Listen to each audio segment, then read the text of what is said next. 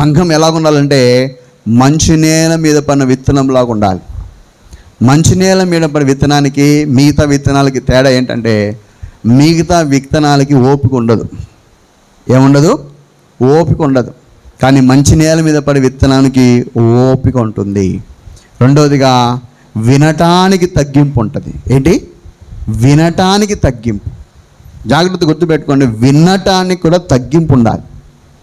కొంతమంది ఎందుకు వినలేరు తెలుసా? తగ్గింపు లేకుండా వినలేరు.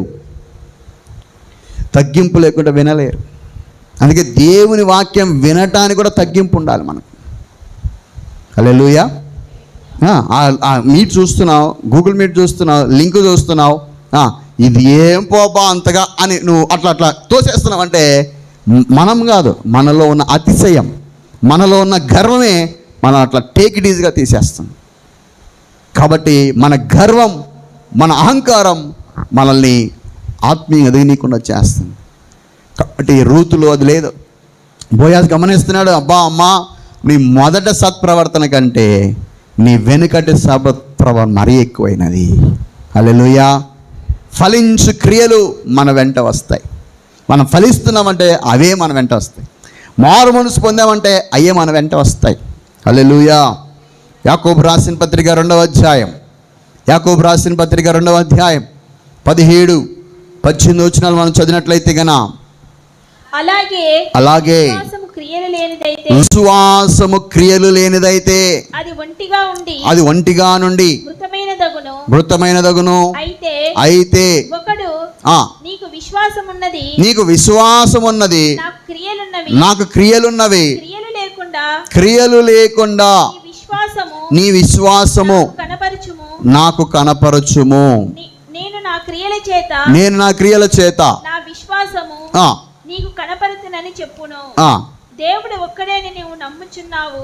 ఓకే, అలాగు నమ్ముట మంచిదే. మంచిదే. దయ్యములు నమ్మి వణుకుచున్నవి, దయ్యములు కూడా వెనక్కి నమ్ముచున్నవి. వ్యర్థుడా, క్రియలు లేని విశ్వాసం, చూడండి, క్రియలు లేని విశ్వాసము నిష్ఫలమైనదని తెలుసుకొనగలవా? మన పితరుడైన అబ్రహాము తన కుమారుడైన ఇస్సాకును బలిపీఠం మీద అర్పించినప్పుడు చూడండి, క్రియల వలన నీతిమంతుడని తీర్పు పొందలేదా? హల్లెలూయా. విశ్వాసము అతని క్రియలతో కూడి కార్యసిద్ధి కలగజేసి, చూడండి, క్రియల మూలముగా, దేని మూలముగా అంటే క్రియల మూలముగా అతని విశ్వాసము పరిపూర్ణమైనదని గ్రహించుచున్నావు కదా. దేవునికి స్తోత్రం. హల్లెలూయా. మన క్రియలు ఏ క్రియలు అంటే విశ్వాసపు క్రియలు. ఏ క్రియలు? విశ్వాసపు క్రియలు. మన విశ్వాసపు క్రియలు అంటే ఏంటంటే, విశ్వాసపు క్రియలు ఫస్ట్ మారు మనసుకు తగిన క్రియలు. చెప్పండి, ఫస్ట్ ఏ క్రియలు? మారు మనసుకు తగిన క్రియలు. రెండోదిగా ఫలించు క్రియలు. ఏంటి చెప్పండి? ఫలించు లేదా అభివృద్ధి పొందటం. మన వెంట ఏ క్రియలు వస్తాయి? ఫలిస్తున్నావు. ఎప్పుడు ఎక్కడేసిన గొంగలు అక్కడే లేకోకుండా అభివృద్ధి పొందుతున్నావు. ప్రార్థనలు అభివృద్ధి పొందుతున్నావు. నువ్వు చెప్పాలంటే కన్నా ఆత్మీయ జీవితంలో వర్ధిల్లే కొద్దీ దేవుడు ఈ క్రియలు మన వెంట వస్తాయి. మూడోదిగా ఏం వస్తాయి తెలుసా? విశ్వాసపు క్రియలు. దీనికి ఉదాహరణకరంగా ఎవరు చూపిస్తున్నాడు? అబ్రహాముని చూపిస్తున్నాడు. ఇంకా ఆ తర్వాత భాగం చదివితే రాహాబ్ అనే వేశ్య కనపడుతుంది. అంటే వీళ్ళిద్దరికీ ఇక్కడ విశ్వాసంతో ఎందుకు పోల్చాడు అంటే, వీళ్ళిద్దరిలో కామన్గా ఒకటి కనపడుతుంది. ఫస్ట్ విశ్వాసం అంటే, అబ్రహాం విశ్వాసం ఏంటంటే, అబ్రహాము విశ్వాసంలో త్యాగం ఉంది. ఏముంది చెప్పండి? త్యాగం ఉంది. అబ్రహాము విశ్వాసంలో ఏముంది? త్యాగం. రాహాబ్ అనే వేశ్య విశ్వాసంలో ఏముంది తెలుసా? తెగింపు ఉంది. ఏముంది? తెగింపు. విశ్వాసపు క్రియలు ఈ రెండు ఉంటాయి. ఏముంటాయి? త్యాగం ఉంటుంది, తెగింపు ఉంటుంది. త్యాగము తెగింపు ఈ రెండు లేకుంటే విశ్వాసం లేదు. హల్లెలూయా. హల్లెలూయా. ఆదివారం చర్చికి రావాలి, ఆదివారమే ముఖ్యమైన పని పడుతుంది. తెగిస్తున్నారా లేదా త్యాగం చేస్తున్నారా? ఈ రెండిట్లో ఏదైనా సరే. హల్లెలూయా. హల్లెలూయా. జూలై 13, 14 మీటింగ్లు ఉన్నాయి. ఈ 2 రోజులే ముఖ్యమైన పనులు పడతాయి. అప్పుడు ఈ రెండు అర్థమవుతాయి. ఏంటి? నువ్వు త్యాగం చేయాలా, తెగింపన్న చేయాలి. హల్లెలూయా. ఏం త్యాగము? తన విలువైన ఒక్క కుమారుని పోగొట్టుకోవడానికి అబ్రహాం త్యాగం చేశాడు. అబ్రహాం ఏం త్యాగం చేశాడు? తన విలువైనటువంటి శ్రేష్టమైన కుమారుని. చెప్పాలంటే అబ్రహాంని కానీ ఆ టైంలో 1000 గొర్రెలు అడిగింటే ఈజీగా ఇచ్చినవాడు. ఏంటి? 1000 గొర్రెలను ఈజీగా ఇచ్చినవాడు. కొంతమంది ఏం చేస్తారు తెలుసా? మీటింగ్ రాము కానీ 1000 రూపాయలు కావాలంటే ఈజీగా పంపిస్తారు. టపేల్ మన ఫోన్పేలో వచ్చేస్తుంది. హల్లెలూయా. మంచిది, మీరు పంపించడం మంచిది, కానీ మీరు రావటం అంతకంటే మంచిది. దేనికి స్తోత్రం. హల్లెలూయా, హల్లెలూయా. అది కొంతమంది ఏమంటే అదొక సాటిస్ఫాక్షన్. నేను లేకపోయినా నా డబ్బు పోయిందిలే, నా అది పోయిందిలే అనుకుంటారు. నో, మీరు రావాలా, మీవి కావాలా, మీరు కావాలా, మీవి కావాలా. దేనికి స్తోత్రం చెప్పండి. హల్లెలూయా, హల్లెలూయా. కాబట్టి ఇక్కడ అబ్రహాములో ఏం కనబడుతుంది? త్యాగం కనబడుతుంది. ఇప్పుడు వేశ్య అయినటువంటి రాహాబ్ అనే వేశ్యలో ఏంటి తెలుసా? ఇప్పుడు ఆమె ఇంటికి సేవకులు వచ్చినారు, 2 వచ్చినారు, 2ని దాచిపెట్టింది, వాళ్ళు వెళ్ళిపోయినారు. అది కానీ వాళ్ళ దేశంలో తెలిస్తే వాళ్ళ దేశస్తులు ఏమైనా రాళ్ళతో కొట్టి చంపేస్తారు. అంటే ప్రాణాలు రిస్క్ తీసుకుంది బే. అంటే నా ప్రాణాలు పోయినా పర్వాలేదు, ముక్కు ముఖం తెలియని వారి కోసం సొంత దేశంలో మామూలుగా చెప్పాలంటే అసలు ఆమె దేశ రహస్యాన్ని చెప్పుకోకూడదు. అయ్యా, మన దేశాన్ని నాశనం చేయడానికి 2 ఇజ్రాయెల్ దేశం నుంచి వచ్చినారు, వాళ్ళు మన నాశనం చేస్తారంటే జాగ్రత్తగా ఉన్నారని చెప్పాలి. ఈ విషయం ఆమె చెప్పలేదు. ఒకవేళ ఈ విషయం పొరపాటున తెలిస్తే, ఈ విషయం ఒకవేళ వాళ్ళకి బయట ఒకవేళ తెలిస్తే నా ప్రాణాలు పోతాయి, నేను దేశద్రోహిని అయిపోతాను. రాహాబు ఏమవుతుంది? దేశద్రోహి అయిపోతుంది మామూలుగా అయితే ఆమె తెగించింది. ఆమె తెగింపులో ఏముంది తెలుసా? ఏముంది? విశ్వాసం. అంటే ఏంటి తెలుసా? నేను తెలిసినా పర్లేదు, నేను చావనైనా చేస్తాను, నేను మాత్రం వీళ్ళ గురించి చెప్పను. ఎందుకు తెలుసా? వీళ్ళ దేవుడు కంపల్సరిగా ఎరికో పట్టణాన్ని ఇస్తాడు. ఆ ఎరికో పట్టణంలో నేను నా కుటుంబం సురక్షితంగా ఉండగలుగుతాము. దేనికి స్తోత్రం. హల్లెలూయా, హల్లెలూయా, హల్లెలూయా. తెగించే విశ్వాసం ఉండాలి, త్యాగం చేసే విశ్వాసం. విశ్వాసములు 2 ఉంటాయి. ఏముంటాయి? తెగింపు, త్యాగం. ఈ 2 లేకుంటే విశ్వాసం అన్నారు. దాన్ని ఏమంటారంటే ఖాళీ డబ్బా అంటారు కదా. తెగింపు, త్యాగము లేకోకుండా మనం ఏదైనా చేసినామంటే కన్నా దాన్ని ఏమంటారంటే కన్నా మ్రోగెడు తాళముతో కదా. అందుకే అంటాడు పౌలు, అంటాడు కదా, నాకు ఎంత కొండలు పెక్కిలించేంత విశ్వాసం ఉన్నా ప్రేమ లేని వాడిని అయితే నేనేమవుతాను తెలుసా? వ్యర్థుడను. మన భాషలో చెప్పాలంటే ప్రేమ లేని వాడు అంటే కన్నా వేస్ట్ అని. కాబట్టి దీని బిడ్డలారా ఈరోజు మన విషయంలో ఏం కనబడుతుందంటే విశ్వాసపు క్రియలు కనపరావాలి. హల్లెలూయా. నీ విశ్వాసము నీ క్రియల్లో కనపరావాలి. అది ఎలా కనపడుతుందంటే నువ్వు దేవుని కొరకు ఏదైనా త్యాగం చేస్తున్నావా? ఈరోజు మన భారతదేశానికి సువార్త వచ్చిందంటే ఎంతమంది త్యాగం చేశారండి, ఎంతమంది రక్తం కార్చారు, ఎంతమంది ప్రాణం పెట్టారు. మన చేతులకి ఈ బైబిల్ మన చేతిలో ఉందంటే ఎంతమంది దీనికోసం రక్తం కార్చారు. వాళ్ళ త్యాగం లేకుంటే సువార్త అందేది కాదు. ఈరోజు వరకు కూడా సువార్త బయటికి పోవాలంటే త్యాగం ఉండాలి, తెగింపు ఉండాలి. హల్లెలూయా. ఎందుకు తెలుసా? ఇవే మన వెంట వచ్చేవి. మన వెంట వచ్చేది ఇవే. మన విశ్వాసం ద్వారా ఎంతమంది రక్షించబడ్డారో మనకు అదే బహుమానం. అందుకే మన వెంట చూడండి, ఫస్ట్ మన వెంట మన ఆత్మ వస్తుంది. మన ఆత్మనే మనమే ఆత్మ అంతే. రెండోదిగా మన వెంట మన క్రియలు వస్తాయి. మూడోదిగా మన వెంట ఏమొస్తుంది తెలుసా? మన ద్వారా రక్షించబడిన ఆత్మలు వస్తాయి. హల్లెలూయా. పోయేటప్పుడు ఎవరైనా ఇప్పుడు చూడండి, పెళ్ళికి పోయేటప్పుడు కానీ ఎవరైనా ఖాళీ చేతులతో వచ్చినారనుకోండి, బైక్ ఎవరు ఏమన్నారు? లోపల అనుకుంటారు ఒట్టి చేతులతో వచ్చినారు అబ్బాయిలు, కనీసం ఒక గిఫ్ట్ అన్నా తీసుకురాలేదే అంటారు. కానీ పరలోకం మీద దేవుడు మొహమాట పడ్డు, ఏమ్మా ఖాళీ చేతులతో వచ్చినావేంటిమ్మా, నీకోసం ప్రాణం పెట్టాను, నేను నీకోసం నా సర్వం ఆరపోసాను, ఖాళీ చేతులతో వచ్చినావు, ఏం కావాలి ప్రభా? ఒక ఆత్మనైనా తీసుకురాలేదేమ్మా. ఎందుకు తెలుసా? ఎందుకంటే చూడండి, భూప్రపంచంలో దేవుడు ఎక్కువగా విలువనిచ్చేది, ఎక్కువగా దేవుడు గొప్ప విలువనిచ్చేది ఆత్మకే. ఎందుకంటే భూప్రపంచంలో అన్ని దానికి రేటు ఉంది, కానీ ఆత్మకు రేటు లేదు. ఒక భూమి కొనాలంటే రేటు ఉంది, ఒక కారు కొనాలన్న రేటు ఉంది, అన్ని దానికి రేటు ఉంది. కానీ ఒక ఆత్మ విలువేంటో అది దేవుడికి మాత్రమే తెలుసు. అందుకే మీరు చూడండి, యేసుప్రభు దేని కొరకు ప్రాణం పెట్టాడు? దేని కొరకు ప్రాణం పెట్టాడు? మన ఆత్మ కొరకు ప్రాణం పెట్టాడు. ఎందుకంటే ఆత్మ విలువ దేవుడికి మాత్రమే తెలుసు. ఆత్మ విలువ ఏంటో దేవుడికే తెలుసు. అందుకే ఆ ఆత్మల సంపాదన, అందుకే అన్ని బిజినెస్ల కంటే ఆత్మల బిజినెస్ ఉత్తమమైనది. హల్లెలూయా, హల్లెలూయా. అన్ని వ్యాపారం కంటే ఆత్మల వ్యాపారమే చాలా ఉత్తమమైనది. ఎందుకు తెలుసా? నీకు ఈ లోకంలో ఏ వ్యాపారం చేసినా బహుమానం రాదు, ఆత్మలు సంపాదించేవానికే పరలోక రాజ్యం. అందుకే ఈ ఆత్మ కోసం దేనైనా నష్టపడడానికి సిద్ధపడు. ఈ ఆత్మ రక్షించబడ్డానికి కోసం ఎంతైనా తగ్గించుకో. ఈ ఆత్మ రక్షించబడ్డానికి కోసం నువ్వు దేనైనా తెగించు, దేనైనా త్యాగం చేయి. ఎందుకు తెలుసా? యేసయ్య దగ్గరికి గొప్ప బహుమానం ఇవ్వాలంటే, అయ్యా నీ కొరకు ఇంతమంది ఆత్మలు తీసుకొచ్చాను. ఒక ఆయన ప్రార్థన చేసేవాడు, ప్రభువా దేవుని దగ్గరికి వెళ్ళినప్పుడు ఆఫ్రికాని గిఫ్ట్గా ఇవ్వాలంట దేవుడికి. ఏంటి? ఆఫ్రికాని. ఆయన ప్రార్థన ఏంటంటే కన్నా కనీసం 1,000,000 మంది ఆత్మలైనా నేను దేవునికి గిఫ్ట్ ఇవ్వాలి. ఎంతమంది ఆత్మలు?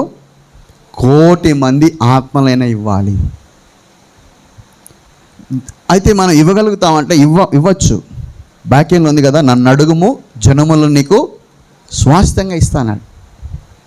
దేని బిడ్డారా, దేవుడు ఇప్పుడు చూడండి, బిజినెస్ డెవలప్ అవ్వాలంటే ఇప్పుడు ఏమిటి, కస్టమర్లు ఎంతమంది ఉంటే కదా. ఇప్పుడు మన రాజేష్ గారు బ్యాంకుకు పోయి ఇచ్చినాడు. ఎందుకు పోయి ఇచ్చినాడు? ఆయన కింద కస్టమర్లను బట్టే, అంతే కదా. ఏ కస్టమర్ లేకుండా పోతారా? బ్యాంకాక్ అయితే పక్కింటి కూడా పోలేం కస్టమర్ లేకుంటే. కస్టమర్లు ఉన్నారు కాబట్టి అడిపోయించినాం. ఆ కస్టమర్లైనా నువ్వు ఆత్మలుగా సంపాదించి ఆడెంత బహుమానం ఉంటుందో. దేనికి స్తోత్రం. హల్లెలూయా, హల్లెలూయా. వాళ్ళు కాకపోయినా పక్కన అయినా ఆత్మల కస్టమర్లు ఉండాలి మనకి. దేనికి స్తోత్రం. హల్లెలూయా, హల్లెలూయా. ఒక పాస్టర్ ఏం చేసినాడు తెలుసా? సమాధిని అన్నీ చూపించినాడు. సమాధి చూసి, చూడు మా విశ్వాసులు అందరూ, ఎవరు చచ్చిపోయిన వాళ్ళందరూ, వాళ్ళ సంఘాలు చచ్చిపోయిన వాళ్ళు, ఏమయ్యా వాళ్ళని అటు చూపిస్తున్నా అంటే, నా అకౌంట్లో ఉన్నారు వీళ్ళందరూ, నేను బాప్తిసం ఇచ్చిన, నేను రక్షించిన వీళ్ళందరూ నా అకౌంట్లో ఉన్నారు, నీ అకౌంట్లో ఎంతమంది ఉన్నారని అడిగినారు. అప్పుడు అనిపించింది, ఎవడు పోలేదు ఇంకా మన ద్వారా రక్షించబడినాడు. హల్లెలూయా. ఏదైనా అకౌంట్ ఓపెన్ చేద్దామంటే ఎవరు లేరే.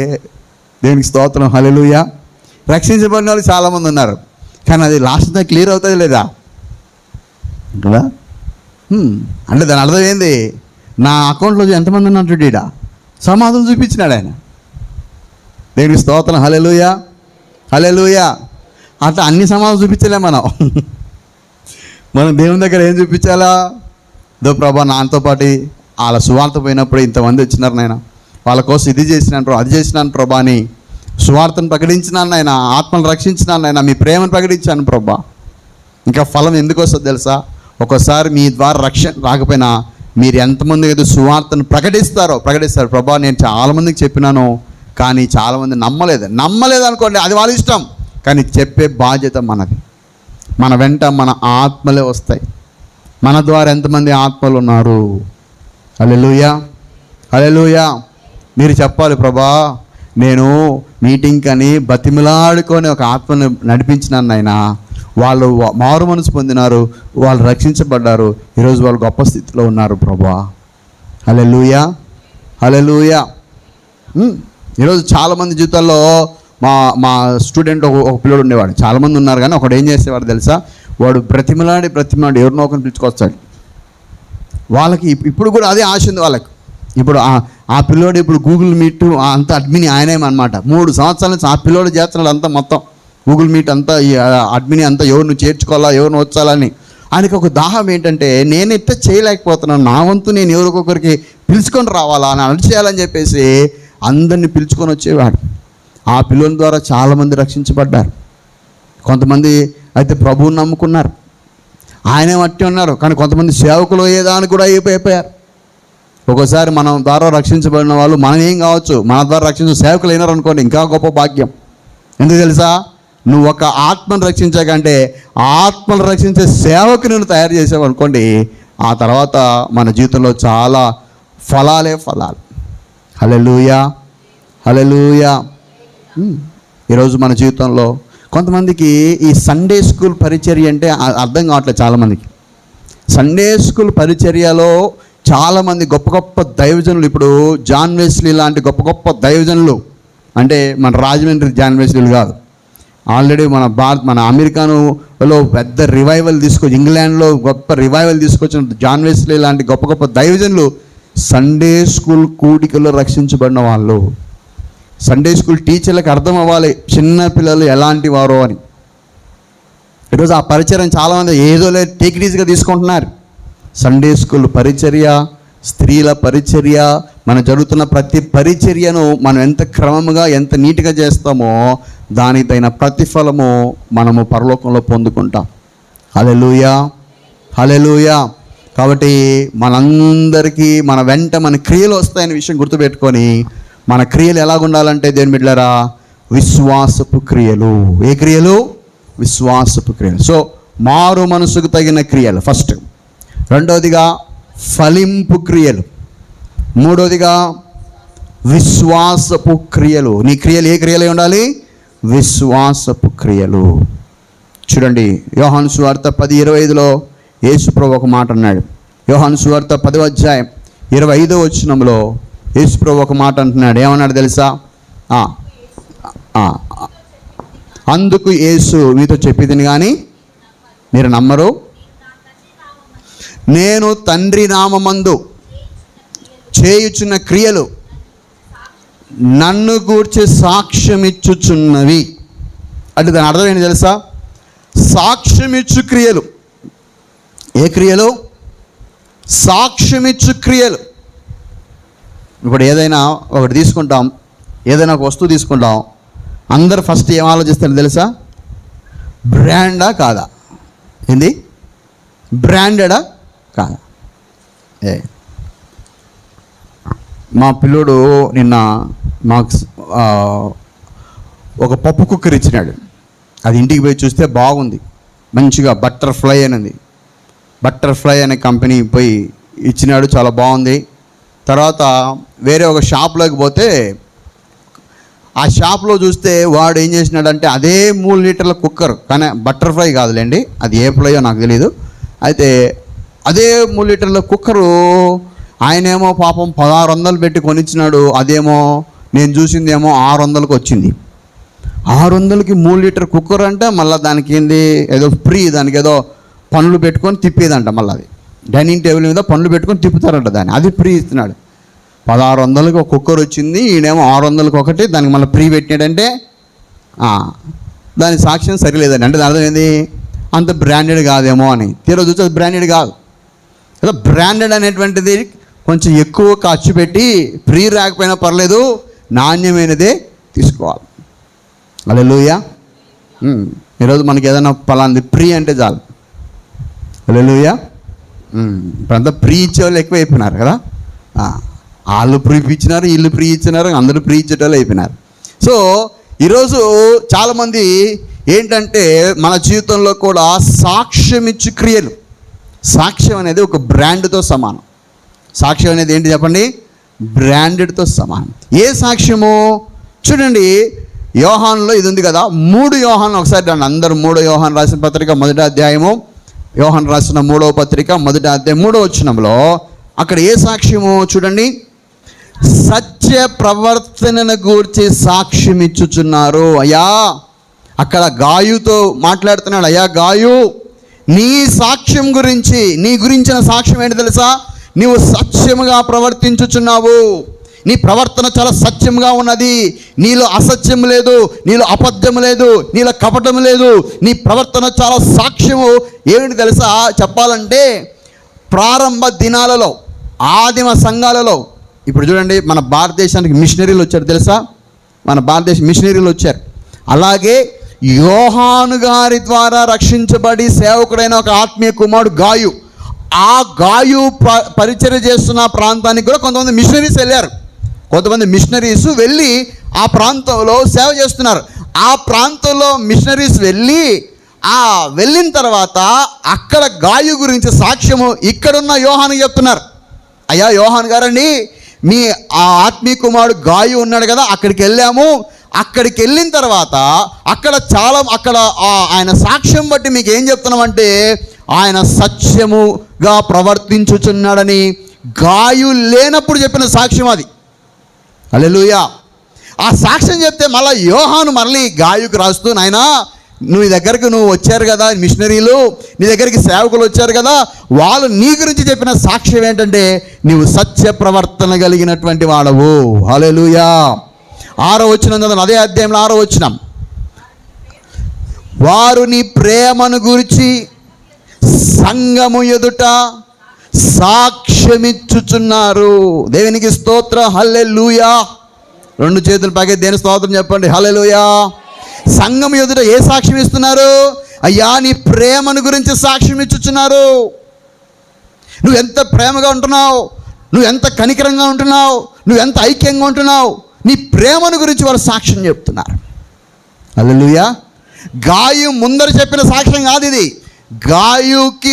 గాయు తర్వాత గాయును చూసి తర్వాత అక్కడ ఉన్నటువంటి అపోస్తులకి వెళ్ళి సాక్ష్యం చెప్తే అక్కడున్న అపోస్తులు వచ్చి ఏం చేస్తున్నారు?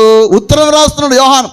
అయ్యా నువ్వు వచ్చి మీ దగ్గరికి వచ్చిపోయిన వాళ్ళందరూ నువ్వు ఎంత బాగా చూసుకున్నావో సాక్ష్యం చెప్తున్నారు చూడు. హల్లెలూయా. 12వ వచనంలో కూడా చూడండి. మళ్ళీ 12వ వచనంలో ఏముంది? మొదటి అధ్యాయం 12వ వచనంలో దేమేత్రియు అందరి వలన చూడండి మంచి సాక్ష్యం పొందినవాడు. ఏంటి? సత్యమును గూర్చిన మంచి సాక్ష్యం. ఈరోజు మన సంఘంలో మన గురించి ఏం సాక్ష్యం ఉంది? హల్లెలూయా. హల్లెలూయా. వాళ్ళు భలే ప్రార్థనా పరులండి. మన సంఘంలో సాక్ష్యం ఎవరికుంది కదా? వాళ్ళు భలే పరిచర్య చేస్తారండి. హల్లెలూయా. మనిషి ఉన్నా లేకపోయినా బలి చేస్తారండి వాళ్ళు. మన సాక్ష్యం ఎలాగుందో ఒకసారి ఆలోచించు. వాళ్ళు భలే సహకరిస్తారండి. మన గురించి నా సాక్ష్యము మరి ఇతరులు మన గురించి ఎవరు చెప్తున్నారు? హల్లెలూయా.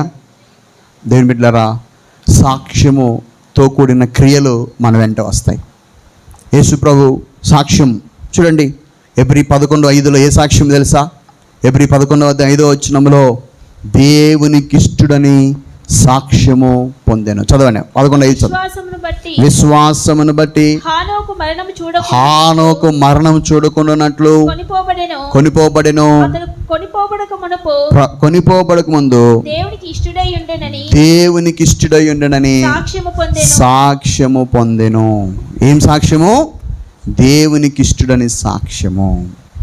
4వ వచనంలో 11:4 కూడా అర్పణ గురించిన సాక్ష్యం. విశ్వాసమును బట్టి హేబేలు కయ్యూను కంటే శ్రేష్టమైన బలి దేవునికి అర్పించెను. చూడండి, దేవుడు అతని అర్పణను గురించి, మన అర్పణల గురించి ఎవరు సాక్ష్యం ఇస్తారు? దేవుడే ఇస్తాడు. ఎవరైనా దేవుడు అర్పణల గురించి సాక్ష్యం ఇచ్చాడంటే ఫస్ట్ హేబేలుకే. ఆ తర్వాత ఎవరికి ఇచ్చాడు తెలుసా? విధవరాలకి ఇచ్చాడు. ఏమిచ్చాడు? యేసుప్రభు అంట కానుక పెట్టగానే కూర్చున్నాడంట. కానుక పెట్టగానే కూర్చొని ఏం చేసినాడు? ఎవరెవరు ఎంత ఎత్తున్నారు అన్నీ చూసినారు. అయితే దేవుడు చూసేది మనం చూసేది ఏంటి తెలుసా? దేవుడు చూసేది మనం చూసేది మనం ఏం చూస్తాం తెలుసా? నేను దేవునికి ఎంత ఇచ్చానో అని పెట్టని చూస్తాం. కానీ దేవుడు ఏం చేస్తాడు తెలుసా? నువ్వు ఇచ్చిన తర్వాత నీ జోబులు ఎంత ఉందో చూస్తాడు దేవుడు. దేవుడు చూసేదానికి మనం చూసేదానికి తేడా అదే. మనం ఏమంటే మేము పెట్టెలో ఎంత వేసాం చూడంటాం. పెట్టెలో వేసినాక నీ బ్యాగులో ఎంత ఉందో, నీ పర్సులో ఎంత ఉంది, అది దేవుడు చూస్తాడు. అందుకే అన్నాడు కదా, మీరందరూ మీకు కలిగిన దాంట్లో కొంత ఇచ్చారు, ఏమో మాత్రం ఉండేదంతా వేసేసింది. పాపం ఆమె దగ్గర ఏమీ లేదండి. ఆమె దగ్గర బ్యాలెన్స్ ఏమీ లేదు. ఫుల్ పేమెంట్ అట్నే కొట్టేసింది ఫోన్పేలో. దేనికి స్తోత్రం. హల్లెలూయా. అంటే అప్పుడు ఫోన్పే అంటే అట్టే చేసింది అమ్మలే. ఆ పేలు వేయకుండా మొత్తం అంతా వేసేసింది చిల్లరంతా. దేనికి స్తోత్రం, హల్లెలూయా హల్లెలూయా. సాక్ష్యం ఇచ్చే అర్పణ, హల్లెలూయా. చూడండి, సత్య ప్రవర్తన గురించి సాక్ష్యము, ప్రేమను గురించిన సాక్ష్యము, తర్వాత దేవునికి ఇష్టడనే సాక్ష్యము, తర్వాత ఏంటి, అర్పణ గురించిన సాక్ష్యము.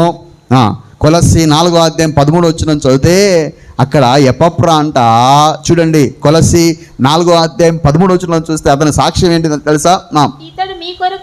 ఇతడు మీ కొరకును లవోదియా వారి కొరకును కోరుకును బహు ప్రయాసపడుచున్నాడని. చూడండి, బహు ప్రయాసపడుచున్నాడని ఇతని గురించి సాక్ష్యం ఇచ్చుచున్నాను. పౌలు గారు ఎపఫ్రా గురించి చెప్తున్నాడు. ఏం గురించి? ఆయన మామూలు వ్యక్తి కాదు ప్రభు, ఆయన ఇతరుల గురించి కష్టపడతాడు. మీ గురించి ఎంత కష్టపడుతున్నాడో తెలుసా? చూడండి, కొలస్సీ సంఘానికి పౌలు గారు ఎప్పుడు రాలే. కొలస్సీ సంఘానికి పౌలు గారు ఎప్పుడు రాలే. కానీ ఈ కొలస్సీ సంఘము ఎపఫ్రా ద్వారా స్థాపించబడింది. ఈ ఎపఫ్రా ఎవరంటే, ఎఫెసీ పట్టణంలో పౌలు గారు 3.5 సంవత్సరాలు బైబిల్ క్లాసెస్ తీసుకున్నాడు, బైబిల్ ట్రైనింగ్ తీసుకున్నాడు. అతను బైబిల్ ట్రైనింగ్ ఇచ్చాడు అందరికీ. అక్కడే చాలామంది శిష్యులు తయారయ్యారు. ఎఫెసీ పట్టణంలో 3.5 సంవత్సరాలు పౌలు గారు 3.5 సంవత్సరాలు తర్పిదిచ్చిన వాళ్ళలో ఒకరు ఈ ఎపఫ్రా. ఇతను వెళ్ళి ఏం చేశాడు, అక్కడ సువార్తను ప్రకటించి కొలస్సీ పట్టణంలో అక్కడ అంటున్నాడు, ఆ సంఘ గురించి మాట్లాడుతున్నాడు. అయ్యా, మా దగ్గర గ్రీకులు ఎక్కువ మంది ఉన్నారు, యూదులు ఎక్కువ మంది ఉన్నారు. అయితే అందరూ బాగానే ఉంటున్నారు, కానీ ఆ గ్రీకులు మాట్లాడేటువంటి ఆ చమత్కార మాటలకు మా వాళ్ళు కొంచెం లొంగిపోతున్నారు. ఏమో అయ్యా, మాకు కూడా ఒక పత్రిక రాయి బాబు అని చెప్తే ఆ కొలస్సీ పత్రిక ఆ ఉద్దేశంతో రాసినటువంటిది అన్నమాట. అందుకే పౌలు 2వ అధ్యాయంలో స్టార్టింగ్ నుంచి ఏమంటాడంటే, శరీరీతిగా నేను మీ దగ్గరికి రాలేకపోయినాను అంటే ఏంటి, నేను మీ దగ్గర లేకపోయినాను, కానీ ఆత్మను బట్టి మా దగ్గర నా ఆత్మ మాత్రం మీతో ఎప్పుడైనా ఉంటుంది, కాబట్టి మీ గురించి నాకు చాలా మంచి సాక్ష్యం ఉంది అని చెప్పి మిమ్మల్ని నడిపించే నాయకుడు మామూలు వ్యక్తి కాదు. ఆయన మీ అందరి కోసం ప్రయాసపడుతున్నవాడు, కన్నీరు గారుస్తున్నవాడు, కష్టపడే స్వభావం కలిగిన వాడు. హల్లెలూయా హల్లెలూయా. మనిషి ఉంటే ఒక రకంగా, మనిషి లేనప్పుడు ఒక రకంగా కాదు కదా. ఈరోజు చాలామంది కష్టపడే తత్వం లేక, అంటే ప్రయాసపడేటువంటి సాక్ష్యం. ఎపఫ్రా సాక్ష్యం ఏంటి తెలుసా? ప్రయాసపడుతున్న సాక్ష్యం. ఈరోజు మనం ఎంత ప్రయాసపడుతున్నామండి అంటున్నారు చాలామంది కదా. మన కోసం మనం ప్రయాసపడుతున్నాం, మన సంఘ అభివృద్ధి కొరకు, సంఘ క్షేమం కొరకు, ఆత్మల రక్షణ కొరకు, ఇతరుల ఆత్మలు బాగుపడడానికి కోసం ఎంత ప్రయాసపడుతున్నాం ఒకసారి ఆలోచించండి. హల్లెలూయా హల్లెలూయా హల్లెలూయా.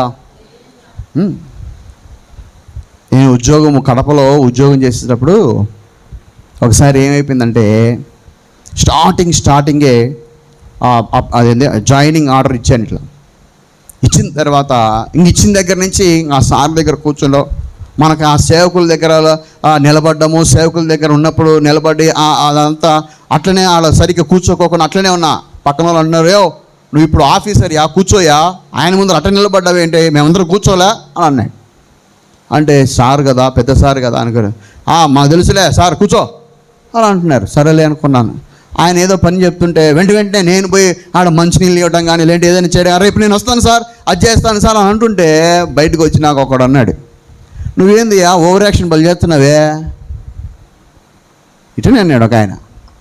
బలి ఓవర్ యాక్షన్ చేస్తున్నావే, నువ్వు చేస్తంటే ఎన్ని పనులు చేసుకుంటావు తెలుసా, అట్టనే ఉంటుంది. నేను చెప్పింది విను. ఏంది అదేంది సార్ చెప్పింది కాదు వినాల్సింది, నేను చెప్పింది విను. మేము ఎప్పుడు రమ్మంటే అప్పుడు రా. ఏమి అంటే నువ్వు ఒక్కడు మంచోడు అయ్యి మేమందరం ఇప్పుడు ఇట్ట కావాలా అని అడుగు సీనియర్లు కదా, చెట్టగొట్టేటోళ్ళు ఇట్టుంటారు. ఒక రోజు సరే సార్ అని ఒక 2 రోజులు పోకుండా మళ్ళీ ఫోన్ చేసిన. ఎవరికి? నేను చెప్పింది అనేటోడు ఈయనకి ఫోన్ చేసిన. ఏం సార్ ఈరోజు మరి రావాలా వద్దా, ఆయన ఏం పెద్ద ఆయన రమ్మంటున్నాడంటే, నువ్వు పనుకోయా ఇంట్లో. ఆయన ఏంది నువ్వు పనుకో ఇంట్లో, మేము చూసుకుంటాం కదా, నీకెందుకు, ఇప్పుడే కదా నువ్వు వచ్చింది, పిల్లోని నీకేం తెలుసు అంతే. సరేలే ఈయన మాట నేను ఎందుకు వినాలి అని చెప్పి 3వ రోజుపై సారు ముందర కనబడితే ఆ సారు, ఏమయ్యా వచ్చి ఎంత అయింది, ఒక ఉలుక్క పులక ఒక రోజు వచ్చినావు అని ఆయన నన్ను తిడుతుంటాడు. పక్కన ఆయన ఉన్నాడు, నేను ఆయన చూస్తున్నా, సార్ ఏం ఎటు తిడుతున్నాడని. మళ్ళీ బయటకు వచ్చినాక ఏమన్నా, అవన్నీ పట్టించుకో బాబు, నువ్వు ఏంది అవన్నీ పట్టించుకోకు, వాళ్ళు అంతే అంటుంటారు. అంటే నేను ఇట్లా మాట సిక్కు లేకుండా మాట్లాడుకుంటూ రావాలన్నా. ఈరోజు మన సాక్ష్యాలు ఎలా ఉన్నాయి ఎందుకు తెలుసా? సాక్ష్యపు క్రియలే మన వెంట వస్తాయి.